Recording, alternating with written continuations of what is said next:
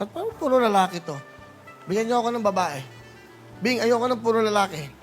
Lalaki na yung nanalo kahapon eh. Alam niyo, I'm sorry Balagay ko, papalitan ko kayo lahat. Marvel, puro yan. Sa opening ko yan Sa ano ha?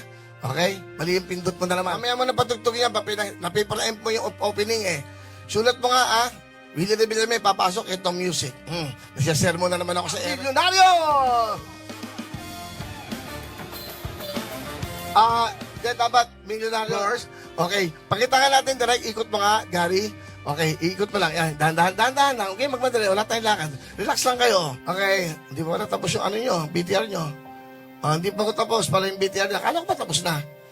Yun ang problema. Umalis kasi ako, nag-meeting ako. Pagbalik ko, hindi pa pala tama. Kung nandito ako, naayos niyan. O ngayon, magagahit na naman kayo sa akin. Bakit gano'n? O yan ang sinasabi ko. Alam nyo, I'm sorry Balagay ko, papalitan ko kayo lahat. Sorry. Hindi yung ginagawa yung trabaho nyo na maayos.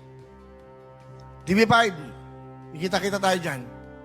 Sabi ko sa inyo di ba, ayusin natin. So yun, welcome back to the channel. Muling naging usap-usapan sa social media si Willie Revillame matapos kumalat ang isang clip mula sa dry run rehearsal ng kanyang bagong programang Milyonaryo. Sa nasabing video, makikita ang pinagagalitan ni Willie ang isang staff or member na tinatawag niyang Bing dahil sa pagpili ng mga kalahok. Nagpahayag na dismayado ang host dahil puro lalaki ang napiling kalahokan niya. Bigyan niyo ako ng babae. Ayoko ng puro lalaki. Lalaki na rin yun nandito kahapon. May mga bumatikos sa kanya sa Reddit at nagpaalala sa mga katulad na insidente ng kanyang pagkagalit sa mga nakaraang shows. May mga nagtanggol naman na nagsasabing normal lang ang mga tension rehearsals upang maitama ang mga mali bago ang actual live broadcast. Sa kasulukuyan, wala pang opisyal na pahayag si Willie o ang kanyang mga production hinggil sa kumakalat na video. Matapos ang ilang panahon na nawala sa mainstream TV, simula na magsara ang All TV, opisyal nang nagbalik si Willie Revillame sa TV5 sa isang palabas na Milyonaryo, ang kanyang bagong flagship game show sa ilalim ng pakikipagtulungan sa Windsor. Inaasahang susunod ang programang Milyonaryo sa concepts at format na nakasanayan ng masa, puno ng papremyo, tulong pinansyal at entertainment. Layunin nito na muli makakuha ng hapon or primetime slot na dati niyang hawak sa Wawawid. So kayo, masasabi ninyo sa mga balitang ito? Share it down in the comments below. Thank you so much for watching. Stay safe everyone.